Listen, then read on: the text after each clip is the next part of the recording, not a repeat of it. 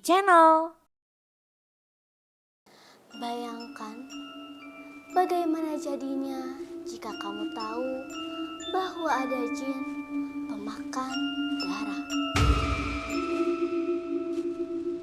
Apa yang akan kamu lakukan ketika kamu sedang haid, lalu darah kamu akan dimakan oleh sosok jin? Ini bisa terjadi kalau kamu tidak membersihkan darah haid kamu, ketika pembalut kamu tidak dibersihkan dengan sangat baik dan masih tersisa darah walau hanya ada satu tetes saja.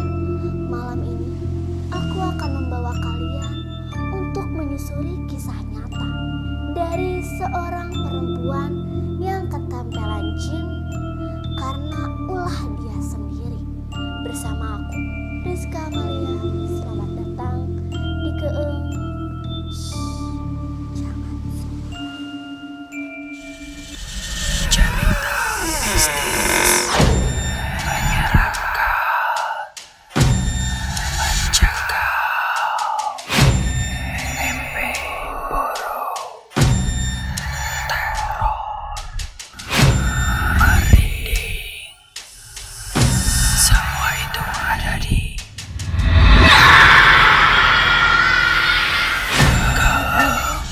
Jangan Sombong. Halo pemirsa iChannel, gimana nih kabar kalian hari ini? Masih hidup kan? Semoga setelah nonton Keeng hari ini kalian masih pada sehat dan malamnya gak mimpi buruk ya.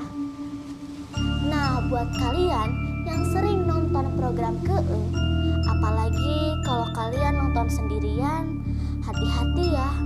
Jangan sampai kamu nonton ini dan lampunya dimatikan, karena jangan sampai ada yang menemani kamu tapi bukan manusia. Di sebuah desa kecil yang jauh dari pusat kota, terdapat salah satu kampus swasta ternama yang dikenal oleh orang kota. Banyak mahasiswa dari kota-kota besar yang datang ke perguruan swasta tersebut. Dan banyak juga mahasiswa yang memilih untuk ngekos di sekitar desa sana karena harga sewanya yang murah. Selain itu juga jarak dari kos dan perguruan swasta itu cukup dekat.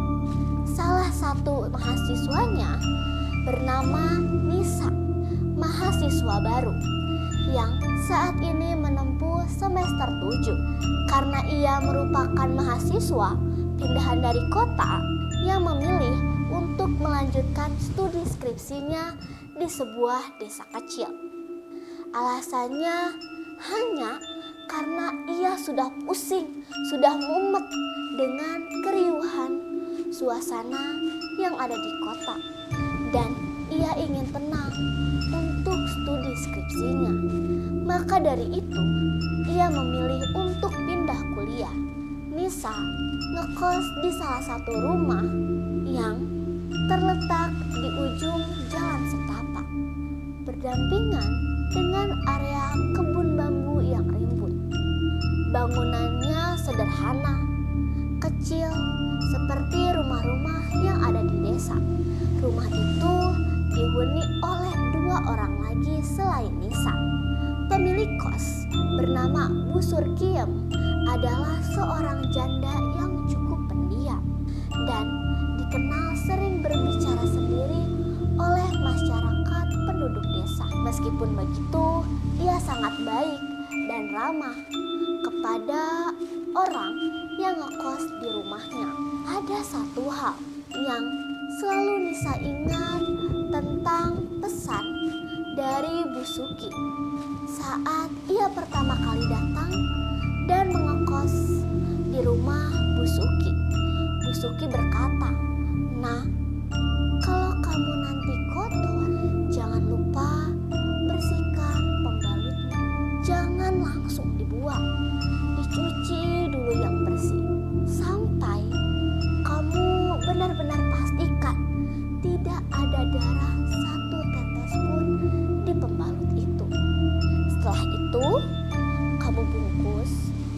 disiram air garam, dan kalau bisa dibakar. Itu lebih bagus karena di sini bukan cuman kamu yang tinggal, kata Bu Suki kepada Nisa. Awalnya Nisa bingung dengan ucapan Bu Suki karena ia baru saja mengenalnya, tapi sudah mendapatkan pesan yang bahkan ia sendiri tidak mengerti. Mendengar ucapan Bu Suki, Nisa hanya mengangguk sopan. Tapi di dalam hatinya ia hanya menganggap, oh itu adalah hanya ucapan tanpa arti yang tidak perlu dipikirkan terlalu jauh. Apalagi ia terbiasa tinggal di kota. Semua hal mistis dianggap tidak masuk akal. 3 hari pertama saat Nisa datang bulan, semua berjalan normal. Nisa selalu membuang pembalutnya seperti biasa ke tempat sampah yang ada di dalam kamar mandi. Ia tanpa dicuci bersih dan bahkan tanpa dibungkus, apalagi tanpa disiram oleh air garam. Dan hari ke-7 ia datang bulan. Saat itu jam menunjukkan pukul 1:37 dini hari. Nisa terbangun karena ia mendengar suara yang aneh, seperti seseorang yang sedang menyeruput makanan berkuah. Suara itu cukup keras dan berisik.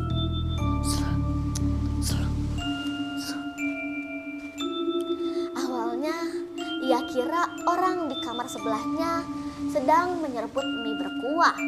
Tapi saat ia membuka mata, lampu kamarnya tiba-tiba redup, nyala, redup, nyala, redup, nyala. Dan udara saat malam itu terasa sangat dingin, tidak seperti biasanya. Sesaat kemudian, ia menghirup bau anyir yang sangat menyengat hidungnya. Bau darah dan busuk. Saat hendak berdiri dari tempat tidurnya, samar-samar ia melihat bekas jejak kaki berwarna merah darah menuju tempat sampah yang ada di kamar mandi. Ia melihat tempat sampah itu terbalik, seperti ada yang menumpahkan isi dari tempat sampah itu.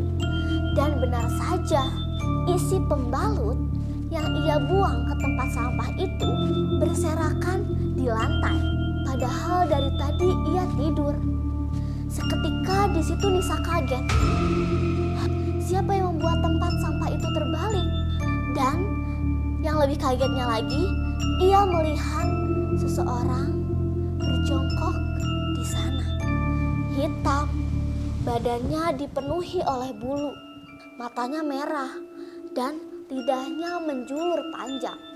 Makhluk itu sedang menjilati darah yang ada di pembalut Nisa.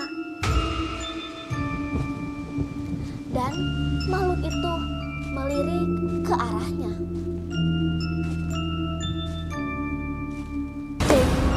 Nisa menjerit sekencang-kencangnya.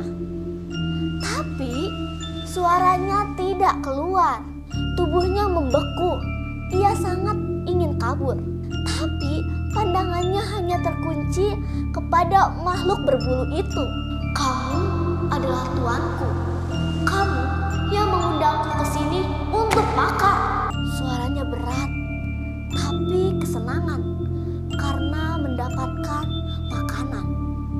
Mendengar suara itu, ia pingsan, tak sadarkan diri. Keesokan harinya, ia tersadar dari pingsannya dan melihat hari sudah terang. Dengan masih sedikit pusing, Nisa beranjak dari tempat tidurnya. Tak lama, Bu Suki datang menghampirinya sambil membawa segelas air untuk diminum olehnya.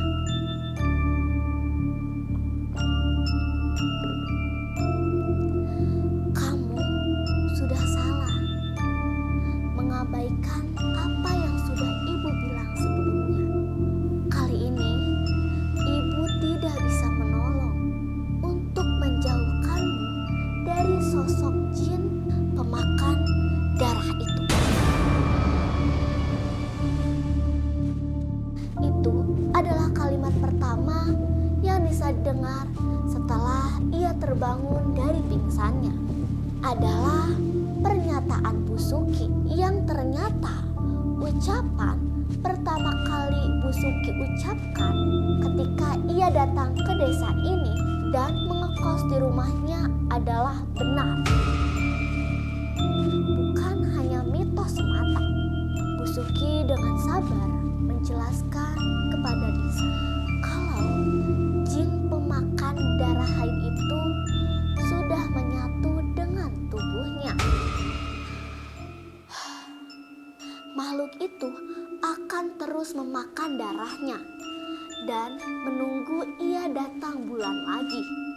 Namun sebelum itu akan terus menghirup darah yang ada dalam tubuh Nisa sebagai asupan makanannya sebelum darah haid Nisa keluar lagi dan menyeramkannya lagi.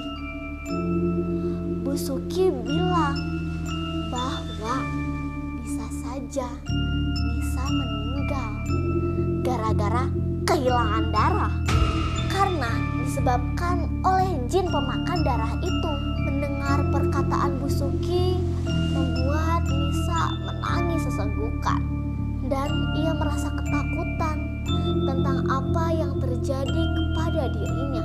Sementara Bu Suki hanya bisa membiarkan Nisa menangis dan merenungkan perbuatannya sendiri. Dari cerita kali ini, kita bisa mengambil pelajaran yang sangat berharga, apalagi untuk kita para wanita. Orang terdahulu kita, bahkan orang tua kita sendiri, selalu berpesan kepada kita bahwa kita harus menjaga kebersihan, apalagi ketika kita datang bulan. Terkadang apa yang dipesankan orang tua kepada kita bukanlah sebuah mitos belaka.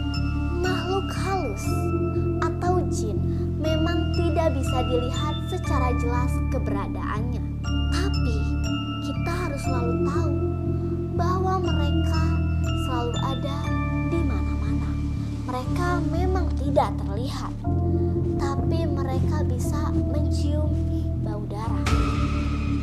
Meskipun dari jarak yang jauh.